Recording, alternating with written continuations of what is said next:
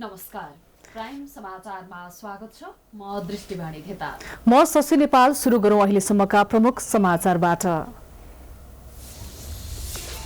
प्रमुख राजनैतिक दलहरू महाधिवेशनको मिति घर्किने लाग्दा पनि अलमलमा नेतृत्व बीच आरोप प्रत्यारोप कायमै, गतिलो बहाना कोरोना।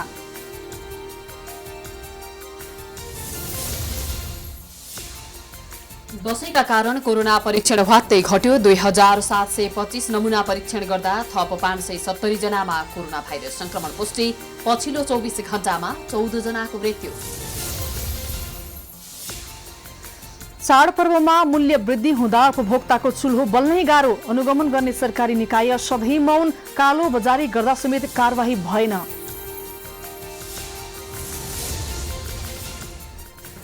विजया दशमीको दोस्रो दिन आज एकादशी। आज पनि मान्यजनबाट टिका र जमरा थापेर आशीर्वाद लिने क्रम जारी। कोरोनाको बीच चहल पहल बढ्दो। स्थानीय तहदेखि प्रदेश सरकारले समेत विकास खर्च र पुँजीगत खर्च लक्ष्य अनुसार गर्न सकेनन्। दिन प्रतिदिन आमदानी भन्दा खर्च बढी। अर्थमन्त्री पौडेललाई चुनौती। पाकिस्तानको जुमैरिया मद्रसामा बम विस्फोट। 7 जनाको मृत्यु हुँदा 12 जना घाइते, केहीको अवस्था गम्भीर। र इन्डियन प्रिमियर लिग आइपिएलमा आज दिल्ली क्यापिटल र सनराइजर्स हैदराबाद बीच खेल हुँदै 8औं जितका साथ शीर्ष स्थानमा उक्लिने दिल्लीको दाउ।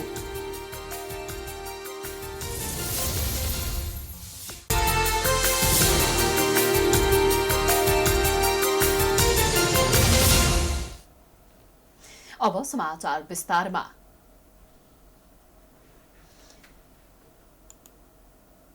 यस वर्ष अर्थात् 2077 साललाई महाधिवेशन वर्षका रूपमा देशका प्रमुख राजनीतिक दलहरूले लिएका थिए। सत्तापक्ष नेकपा र प्रमुख प्रतिपक्ष दल नेपाली कांग्रेस, त्यसैगरी जनता समाजवादी पार्टी नेपाल र राप्रपा नेपालले यसै वर्ष महाधिवेशन गर्ने भनी मिति समेत घोषणा गरिसकेका थिए। तर देशमा फैलिरहेको कोरोना भाइरस महामारीका कारण महाधिवेशन त परै जाओस्, केन्द्रीय समिति बैठक समेत बस्न नसक्ने अवस्थामा दलहरू पुगेका छन्। यसले दलहरूले तोकिएकै मितिमा महाधिवेशन गर्न सक्ने सम्भावना लगभग टरेको छ। सत्तारूढ दल नेकपाले 2077 सालको चैत 25 देखि 30 गतेसम्म पार्टीको महाधिवेशन गर्ने निर्णय गरिसकेको छ। माघ 15 गतेदेखि 19 गतेसम्म चलेको नेकपा केन्द्रीय समितिको बैठकले चैतमा महाधिवेशन गर्ने निर्णय गरेको थियो। भदौदेखि मङ्सिरसम्म पार्टीका पालिका, नगर, जिल्ला र केन्द्रको अधिवेशन सक्ने तालिका बनाएको नेकपालाई कोरोना महामारीले रोकिदियो। देशका शक्तिशाली पार्टीका नेताहरूले महाधिवेशनबाट आफ्नो शक्ति परीक्षण गर्ने अवस्था भने कोभिडकै कारण अनिश्चित बनेको छ।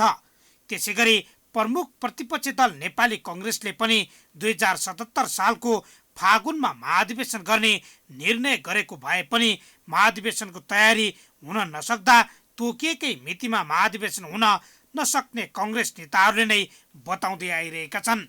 त्यस्तै गरी तत्कालीन समाजवादी पार्टी र राष्ट्रिय जनता पार्टी बीच एकीकरण भई बनेको जसपा नेपालले पनि जेठमा महाधिवेशन गर्ने निर्णय गरे पनि कोरोनाकै कारण महाधिवेशन अन्योलग्रस्त बनेको छ।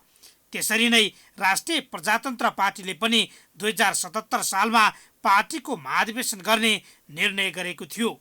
राप्रपाको केन्द्रीय महाधिवेशन 2077 जेठ 25 मा हुने भनिए पनि कोरोना महामारीका कारण स्थगित बन्दै आइरहेको छ।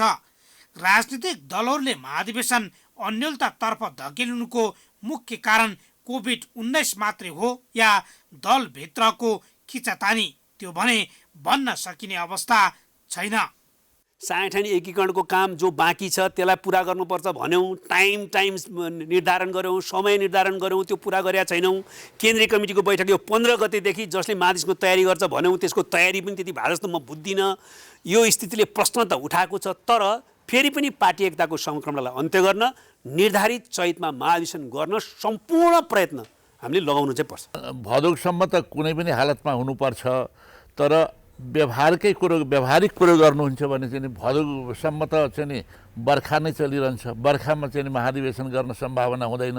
त्यसकारण चाहिँ जेठको सुरुताका चैत वैशाखसम्म अथवा जेठको सुरुसम्म चाहिँ नि हुनुपर्छ भन्ने चाहिँ नि एउटा भनाइ हो। चाँडै यो अरू चाहिँ नि त्योभन्दा अगाडि पुरा गर्नुपर्ने जति पनि चाहिँ कार्यतालिका अनुसारका कामहरू छन् नि, कार्यहरू छन्, त्यो चाँडो सम्पन्न गर्नुपर्छ। देशका 4 ठूला पार्टीले एउटै वर्ष महाधिवेशनको मिति तोकेपछि 2077 साल महाधिवेशन वर्ष हुने पक्का पक्की थियो। तर कोरोनाकै कारण 25 जना भेला हुन नसक्ने अवस्थामा कसरी हजारौं कार्यकर्ता भेला भई महाधिवेशन गर्न सकिएला। तर विश्वका विभिन्न मुलुकहरू भने विभिन्न निर्वाचनहरू कोरोनाको भेटकै समयमा गर्न सक्ने हाम्रा राजनीतिक दलहरूले किन नसक्ने भन्ने प्रश्न पनि उठिरहेको छ। विश्वका विभिन्न मुलुकले अपनाएको प्रविधि मैत्री बनेर दलहरूले आफ्नो महाधिवेशन गर्न सक्छन् कि सक्दैनन्। अमेरिकामा राष्ट्रपतिको निर्वाचनमा कुनै परिमार्जन नहुने, अन्य मुलुकमा भने कतै कतै निर्वाचन प्रभावित नभई तोकिएकै समयमा गर्न सकिने, तर नेपालमा चाहिँ दलहरूको महाधिवेशन किन गर्न नसकिने भन्ने प्रश्न सबै राजनीतिक दलहरूमाथि उठ्न थालिसकेको छ। त्योभन्दा पहिले हाम्रो विधान अधिवेशन हुन्छ र विधान अधिवेशनमा जस्तो हामी विधान बनाउँछौँ त्यही अनुसार हुन्छ र मलाई लाग्छ विधान अधिवेशन पछि एकल नेतृत्वमै नै पार्टी जाने होला। हामीहरू तीनैजना, कमल थापाजी, पशुपति शमशेरजी र म, हामी तीनैजनाको एउटा स्पष्ट समझदारी के भएको छ भने हामीहरू महाधिवेशन चाहिँ वैशाखको अन्तिम सातामा हामीहरू महाधिवेशन गर्ने भन्ने कुरामा हामीहरूको समझदारी भएको छ। त्यही अनुसारको चाहिँ समायोजन गर्ने, कार्यतालिका बनाउने काम पनि सुरु गर्दै थियौँ हामीले।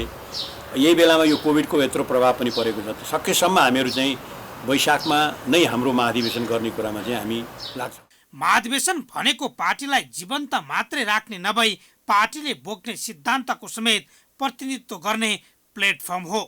नेपालको संविधानमै पार्टीको महाधिवेशन तोकिएकै मितिमा गर्नुपर्ने प्रावधान रहे पनि किन दलहरू आफूले बनाएको विधान नै कुल्चिएर अघि बढ्न खोज्दैछन्? होइन भने महामारीको रूपमा फैलिएको कोरोना संक्रमण शून्यमा झर्न 5 वर्ष लाग्ला रे। त्यो अवस्थामा महाधिवेशन नगरी पार्टीलाई अनिर्णयको बन्दी बनाएर राख्ने त? विश्वले निर्वाचनमा अपनाएको वैकल्पिक व्यवस्था अपनाउनतर्फ पनि छलफल हुन दलहरूकै लागि हितकर हुनेछ। सत्तारूढ दल नेकपाका प्रवक्ता नारायण काजी श्रेष्ठले प्रधानमन्त्री एवं पार्टी अध्यक्ष केपी शर्मा ओलीले आफूलाई 6 महिनादेखि भेट्ने समय नदिएको आरोप लगाउनु भएको छ। प्रधानमन्त्री ओलीले गरेका गलत कामका प्रश्न उठाउँदै आएका प्रवक्ता श्रेष्ठले 6 महिनादेखि अध्यक्ष ओलीलाई भेट्न नपाएको गुनासो गर्नुभएको हो। प्राइम टाइम्स टेलिभिजनको कार्यक्रम जनता जान्न चाहन्छन्मा ऋषि धमलासँग प्रवक्ता श्रेष्ठले प्रधानमन्त्रीसँग 6 महिनादेखि भेट्न पटक पटक प्रयास गरे पनि भेट्न नपाएको बताउनुभयो।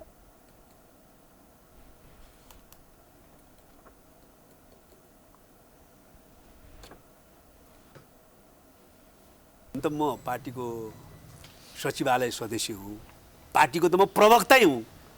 तपाईँले भनिहाल्यो, म भन्छु 6 महिना भयो व्यक्तिगत रूपमा प्रधानमन्त्री एवं हाम्रो पार्टीको अध्यक्ष कमलसँग मेरो द्विपक्षीय कुरा भएको छैन। 6 महिना भयो पार्टीको प्रवक्तासँग प्रधानमन्त्री केपी शर्मा ओलीको वार्ता भएको छैन, कुराकानी भएको छैन। धेरै पटक भने मैले नभने पनि हुन्थ्यो, तर तपाईँले सोधिहाल्नुभयो। धेरै पटक उहाँलाई भने म त प्रवक्ता पनि हुँ, सचिवालय सदस्य पनि हुँ। यो पार्टीलाई सही दिशातिर लैजान, सही दिशातिरको अर्थ एकतालाई सुदृढ गर्ने, पार्टीलाई र सरकारलाई विचार नीतिका आधारमा, विधि र पद्धतिका आधारमा चलाउने र पार्टीलाई को एकतालाई सुदृढ बनाउन, सङ्क्रमणकाल पार्टी एकताको सङ्क्रमणकाललाई अन्त्य गरेर महाधिवेशन गर्ने दिशातिर जान हामीसँग पनि थुप्रै विषयहरूमा छलफल गर्नुपर्ने कुराहरू छन् भनेर मैले धेरै पटक भने। उहाँलाई आफैले माग गर्ने भेट्न पनि सधैँ गइरहने त कुरा हुन्न नि, त्यहाँ ढोका चारेर बसिरहने त कुरा हुन्न नि, होइन? हाम्रो त आफ्नो पदीय जिम्मेवारी पो हो त। सम्बन्ध त हाम्रो चाहिँ होरिजेन्टल हुनुपर्छ, कम्युनिस्टहरूले भने। भर्टिकल त जिम्मेवारी मात्रै हो, होइन? तर चाहिँ मेरो भेट भएको छैन उहाँसँग। तत्कालीन माओवादी र नेकपा एमाले एकीकरण भएर बनेको नेकपाका प्रवक्ता श्रेष्ठ अहिले राष्ट्रिय सभाका सदस्य हुनुहुन्छ। तर श्रेष्ठले लगाएको आरोपलाई हेर्ने हो भने नेकपा भित्रको किचलोले नेता कार्यकर्तामा समेत असन्तुष्टि बढेको देखिन्छ। सत्तारूढ पार्टी नेपाल कम्युनिस्ट पार्टी नेकपाले बडा दशैं तिहार नेपाल सम्बत 1141 छठ लगायत चाडपर्वका अवसरमा आयोजना गर्दै आएको शुभकामना आदान प्रदान तथा चियापान कार्यक्रम यस वर्ष नगर्ने भएको छ। नेकपाका केन्द्रीय कार्यालयका सचिव द्वय ईश्वरी रिजाल र श्रीराम ढकालले मंगलबार विज्ञप्ति जारी गर्दै कोभिड-19 महामारीका कारण यस वर्ष उक्त कार्यक्रम स्थगित गरिएको जानकारी दिएका हुन्। विज्ञप्तिमा ती पर्वका अवसरमा देश विदेशमा रहेका सम्पूर्ण नेपाली तथा उनीहरूको सुख समृद्धि र प्रगतिको शुभकामना व्यक्त गरिएको छ। राजनीतिक दलहरूले चाडपर्वको अवसर पारी वर्षेनी शुभकामना आदान प्रदान गर्दै आएका थिए। यसअघि प्रमुख विपक्षी नेपाली कांग्रेसले पनि कोरोना महामारीका कारण चियापान कार्यक्रम स्थगित गर्ने निर्णय गरेको थियो।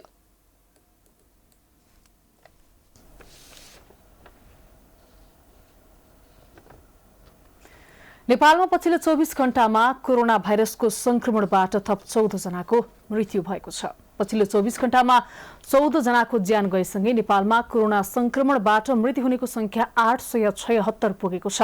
देशभरका ल्याबमा जम्मा 2725 नमूना परीक्षण गर्दा थप 570 जनामा कोरोना भाइरस संक्रमण देखिएको छ। यो सँगै अहिलेसम्म संक्रमितको संख्या 1,60,400 पुगेको छ। पछिल्लो 24 घण्टामा मात्र 3168 जना संक्रमण मुक्त भएका छन्। यो सँगै 1,18,843 जना संक्रमण मुक्त भएका छन्। काठमाडौँ उपत्यकामा थप 252 जनामा कोरोना भाइरसको संक्रमण पुष्टि भएको छ, जसमध्ये 57 महिला र 155 पुरुष रहेका छन्।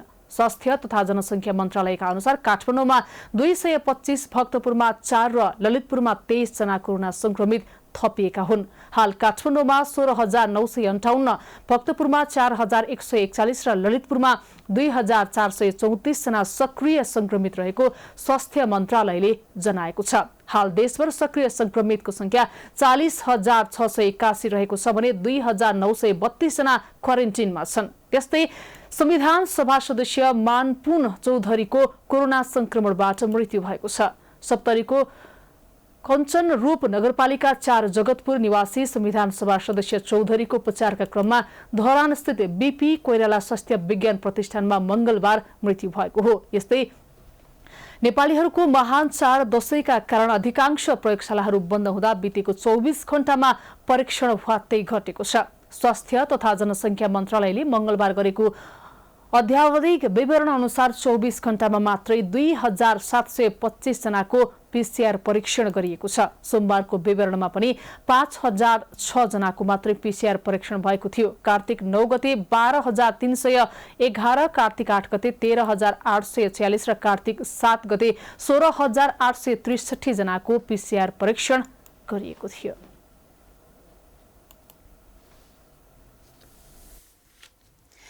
कोरोना महामारी दशैं अघिसम्म काठमाडौँ उपत्यका लगायत देशभरका स्थानमा बढ्दो रूपमा रहेको थियो। निजी तथा सरकारी अस्पतालहरूमा पीसीआर परीक्षण गराउनेहरूको भीड़ लाग्दथ्यो। तर दशैंको अवधिभर कोरोना संक्रमितको संख्या कम भएको सरकारी रेकर्डमा उल्लेख गरिएको छ। तर कोरोना संक्रमण रोकिएको नभई परीक्षण नै कम भएको हो। दशैं अघिसम्म निजी तथा सरकारी अस्पतालहरूमा पीसीआर परीक्षण गराउनेहरूको भीड़ देखिन्थ्यो। कोरोना संक्रमितको संख्या पनि दिन प्रतिदिन बढ्दै नै थियो। तर कोरोना महामारीले बलियो स्वास्थ्य संयन्त्र र प्रविधि भएका अति विकसित देशहरू नै त्रसित बनेको बेला सरकार पनि महामारीबाट सर्वसाधारण बचाउने दायित्वबाट निरन्तर भागिरहेको छ। दशैं भएकाले कार्तिक 9, 10 र 11 गते पीसीआर परीक्षण नहुने भएको थियो। बडादशीको महानवमी, विजयादशमी र एकादशीका दिन कोरोना पीसीआर परीक्षण नहुँदा सो समयमा संक्रमितको संख्यामा कमी आएको सरकारी तथ्याङ्कमा उल्लेख छ। ती 3 दिन देशभर नयाँ पीसीआर परीक्षण हुँदै आएका प्रयोगशालाहरूमा पीसीआर परीक्षण नहुने स्वास्थ्य तथा जनसंख्या मन्त्रालयले जानकारी गराएको थियो। नर्स रमिला थपलियाले भने दशैंमा पनि अधिकांश सर्वसाधारणहरू पीसीआर परीक्षण गराउन आइराखेको र आफूहरूले आफ्नो जिम्मेवारी पूरा गरेको बताउँछिन्। उनले कोभिडका बिरामी पनि अस्पतालको सम्पर्कमा उपचार गराइराखेको बताउँछिन्। परीक्षण गर्ने पनि खासै त्यस्तो कम भएको छैन। अझै पनि लाइन नै हुनुहुन्छ पिसिआर परीक्षण गर्ने पनि आउनुभएको छ। अहिले दसैँ अगाडि घर जानको लागि पिसिआर परीक्षण गरेर घर जाने भन्नेहरू पनि हुनुहुन्थ्यो भने परीक्षण गर्ने क्रममा पोजिटिभ देखेपछि उहाँको कन्ट्याक्टमा आउनु भएका अरू आफन्तहरूले पनि गर्ने भएको कारणले गर्दाखेरिमा अथवा बाहिरको फ्लाइटहरूले गर्दाखेरिमा त्यो पिसिआर परीक्षण गर्ने पनि खासै त्यस्तो कमी छैन। पिसिआर परीक्षण गर्ने पनि हुनुहुन्छ नि अहिले पनि। अस्पतालहरूमा पीसीआर परीक्षण गराउनेहरू दशैंमा भए तापनि सरकार भने लापरवाही गरिरहेको छ। नागरिकलाई आधारभूत स्वास्थ्य सेवा दिनुबाट समेत पन्छिएर संक्रमितको उपचार नगर्ने सरकारले गरेको निर्णयप्रति व्यापक आलोचना भएको छ। सरकारले आवश्यकता अनुसार जुनसुकै अस्पताललाई कोरोना संक्रमितको मात्र उपचारमा लगाउन सक्ने बनाएको छ। सरकारले विभिन्न समयमा निर्णय फेरिरहँदा र कोभिड-19 लाई गम्भीर रूपमा नलिँदा समस्या सिर्जना भइरहेको एक अध्ययनले देखाएको छ। एकातर्फ सरकारले कोरोना संक्रमितहरूको उपचार र कोरोनाको चेक जाँच आफैले गराउनु भन्दै पन्छिरहेको अवस्थामा चाडपर्वको मौका छोपेर विभिन्न व्यवसायीहरूले न्यूनतम स्वास्थ्य सामग्रीको समेत प्रबन्ध नगरी एक ठाउँबाट अर्को ठाउँमा विभिन्न सवारी साधनको प्रयोग गरी ओहोर दोहोर गर्दा झनै यो भाइरसको संक्रमण वृद्धि हुने निश्चित भएको छ। यसतर्फ सरकारको समयमा ध्यान जानु जरुरी छ। प्राइम टाइम्स टेलिभिजनका लागि गीताञ्जली अधिकारीको रिपोर्ट।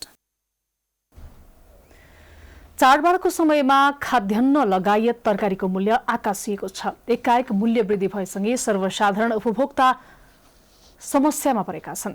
चाडबाडको समयमा आलु, प्याज, तेल लगायत दैनिक उपभोग्य वस्तुमा दोब्बर मूल्य वृद्धि हुँदा उपभोक्ता समस्यामा परेका हुन्। बजारमा खाद्यान्न सहित दैनिक उपभोग्य वस्तुमा चरम मूल्य वृद्धि भएपछि सर्वसाधारण सरकारसँग क्रोध भएका छन्। खाद्यान्न किन्न गएका सर्वसाधारण मूल्य सुनेर फर्किने गरेका छन्। लामो समय भएको बन्दाबन्दीको कारण समस्यामा परेका सर्वसाधारण चाडबाडमा भएको यस्तो महँगीले झनै मारमा परेका छन्। अब यो काम गर्न नसक्ने नालायक भन्नुपर्छ। बजारको दिन त अनुगमन त भएको छैन। बजारको अनुगमन नभएर पनि हुन सक्छ। अन्य वस्तुको जस्तै तरकारीको मूल्य पनि छोइन सक्नु छ। विगतमा कम पैसामा झोलाभरि तरकारी लगेर जाने चावेलकी सरिता पोखरेल अहिले झोला भर्न नै समस्या भएको बताउँछिन्। चाडबाडको बेला भएको यस्तो मूल्य वृद्धिको कारण छाक टार्न नै धौधौ भएको उनको गुनासो छ। एकदम महँगो भएको छ नानी, सबै थोक महँगो भएको छ। पाउन चाहिँ पाइया छ, नपाइया केही छैन। तर पसलेको मन खुसी जति मन लाग्छ त्यति लिन्छ। यता व्यापारी भने सामान आयातमा नै महँगो परेको कारण केही मूल्य वृद्धि भएको बताउँछन्। केही मात्रामा अलिकति केही बढेको हो कि भन्ने कुरा चाहिँ अब 5-7 रुपियाँको केही हेरफेर चाहिँ भएको छ। जुन पहिलाको रेसिप धेरै डिफ्रेन्स त होइन, तर अहिले जुन इन्डियाबाट आउने जुन खपत हुने कुराहरूमा चाहिँ अलिकति केही कुरा बढेको छ। हुन त चाडबाडमा विभिन्न बहानामा व्यापारीहरूले दैनिक उपभोग्य वस्तुमा चरम मूल्य वृद्धि विगतमा पनि नगर्ने होइन। निरन्तर बजारमा तरकारी र खाद्यान्न आइरहेको भए पनि बहाना बनाएरै उपभोक्तालाई ठग्ने गरेका छन्। यसतर्फ सरकारवालाको ध्यान जान जरुरी छ। प्राइम टाइम्स टेलिभिजनको लागि रितास ममुखिया, काठमाडौँ।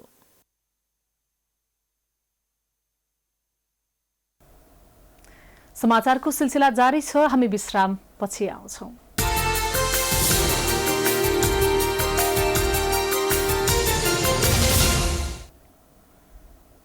विश्रामपछि स्वागत छ। अब बाँकी समाचार। विजया दशमीको दोस्रो दिन आज एकादशी। आज पनि दशैंको टीका लगाउने क्रम जारी रहेको छ। दशैंको टीकाको दोस्रो दिन आज पनि मान्यजनबाट टीका थापेर आशीर्वाद लिने क्रम बिहानैदेखि सुरु भइसकेको छ।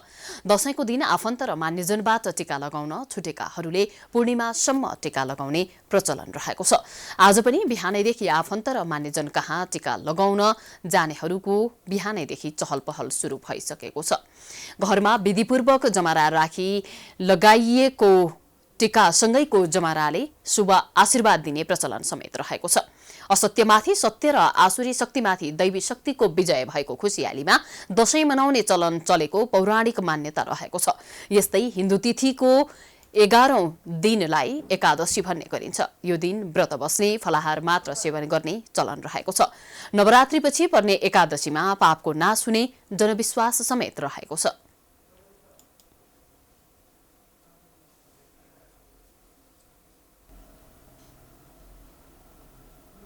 आश्विन शुक्ल एकादशीका दिन आज पनि मान्यजनबाट नवदुर्गाको प्रसाद ग्रहण गर्ने क्रम जारी छ। विजयादशमीका दिन आफ्ना मान्यजनबाट आशीर्वाद लिन नपाएकाहरूले आज नवदुर्गाको प्रसाद स्वरूप टीका जमरा ग्रहण गर्दैछन्। यस वर्ष कोरोना भाइरस संक्रमणका कारण टाढाटाढाबाट मान्यजनको हातबाट टीका लगाउन जानेको संख्या विगतको वर्षमा जस्तो नभए पनि नजिकका आफन्त कहाँ जानेको चहल पहल भने राम्रै देखिन्छ।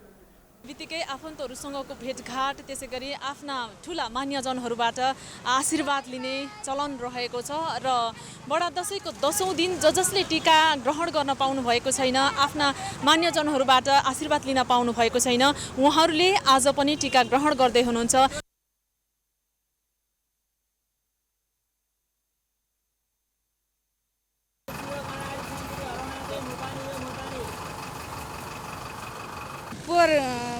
चाहिँ मामाहरू जाइन्थ्यो, माला माइत गइन्थ्यो भने यसपालि चाहिँ कतै पनि नगइकन घरैमा टिका लगाइयो, बस्यो, गऱ्यो, त्यसै गरी मनाइने हो। माइत जाने हो, काभ्रे हो। अनि अब माघदेखि गएको होइन, यो कोरोना भनेर कति बस्नु, कोरोना केही हुँदैन भनेर आत्मबल बलले बनाएर हिँडेको। दर्शकबिन, हिन्दू धर्मावलम्बीहरूले आज पनि आफ्ना ठुला मान्यजनहरूबाट आशीर्वाद ग्रहण गर्ने, टीका लगाउने भएको कारणले गर्दाखेरि आवत जावतमा अलिकति भिडभाड देखिन्छ र सवारी साधनमा पनि आउने जानेको भिड नै देखिन्छ। यो दृश्य पनि हामीले तपाईलाई देखाइरहेका छौँ।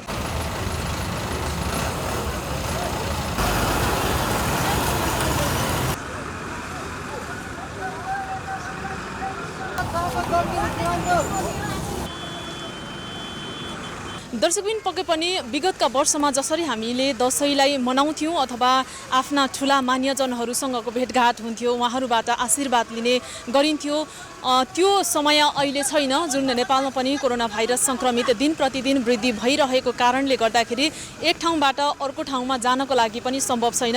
हामी आफैले सुरक्षाको मापदण्ड अपनाएनौँ भने यो संक्रमण अझै विकराल हुने सम्भावना पनि रहेको छ र यसलाई मध्यनजर गर्दै यसपालिको दशैं मनाइराख्नु भएको छ। र दशैं मनाउनकै लागि जो हिन्दू धर्मावलम्बीहरू हुनुहुन्थ्यो र दशैंको 10औं दिन आफ्ना ठुला मान्यजनहरूबाट टीका ग्रहण गर्न पाउनु भएको थिएन, आशीर्वाद लिन पाउनु भएको थिएन, उहाँहरूले चाहिँ आज पनि टीका ग्रहण गर्दै हुनुहुन्छ। कसरी गर्दै हुनुहुन्छ म उहाँसँग कुराकानी गर्नेछु। यहाँलाई स्वागत छ। हेलो, धन्यवाद। हजुरको नाम? मेरो दुर्गा। विगतको वर्षको दशैं र अहिलेको दशैंमा फरक तपाईँले के पाउनुभयो? अब फरक बाहिर हिँड्न पाएको छैन होइन, अब साथमा पैसा छैन, काहीँ केही छैन, किनमेल गर्न अब भिडभाडमा जान मिलेको छैन, केही छैन, गाह्रो छ नि। कसरी मनाउँदै हुनुहुन्छ? अब अहिले त्यस्तै दुःख सुख